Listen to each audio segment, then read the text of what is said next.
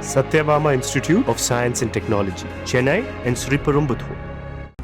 சென்னை தியாகராய நகர் தொகுதியில் தாவேக சார்பில் போட்டியிடும் கட்சியின் பொதுச் செயலர் ஆனந்த் கோடம்பாக்கத்தில் வீடு வீடாக சென்று வாக்கு சேகரித்து வருகிறார். தகவல்களோடு செய்தியாளர் சந்தானகுமார் இணைந்திருக்கிறார். என்ன விவரம் சந்தானகுமார்? ஆனந்தி, தமிழக வெற்றி கழகத்தினுடைய பொதுச் செயலாளராக இருக்கக்கூடிய ஆனந்துக்கு டி நகர் தொகுதி என்பது ஒதுக்கப்பட்டிருக்கூடிய நிலையில அவர் இன்று டி நகர் தொகுதிக்குட்பட்ட கோடம்பாக்கம் பகுதியில பிரச்சாரத்தை தொடங்கியிருக்கிறார்.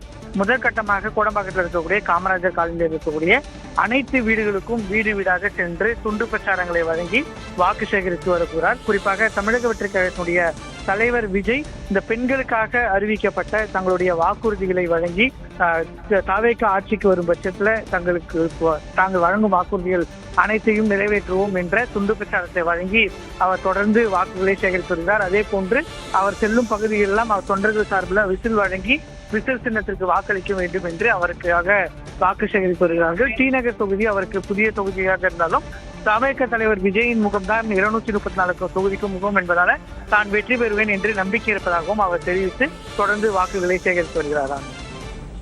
தியாகராய நகர் தொகுதியில திராவிட கட்சிகள் அதிக ஆதரவோட இருக்கிறாங்க. இந்நிலையில தியாகராய நகர் தொகுதியில தாவேக சார்பில் கட்சியின் பொதுச் செயலர் ஆனந்த் போட்டியிடுகிறார். இப்போ வீடு வீடாக சென்று வாக்கு சேகரிக்கிறார். அவருக்கான வரவேற்பு அங்க எப்படி இருக்கு?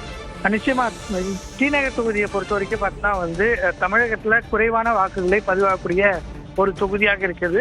இருப்பினும் கூட நடைபெற்று முடிந்த எஸ்ஐஆர்ல கிட்டத்தட்ட 1,10,000 வாக்குகள் எஸ்ஐஆர் பணிகள் மூலமாக இந்த தொகுதியில நீக்கப்பட்டிருக்கிறது.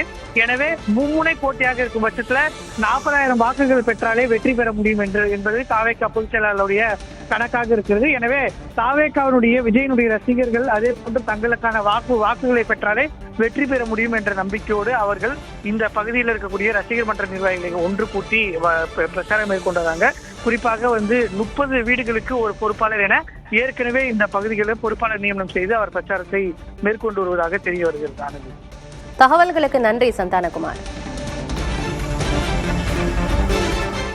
Satyabama Institute of Science and Technology, Chennai and Sriperumbudur.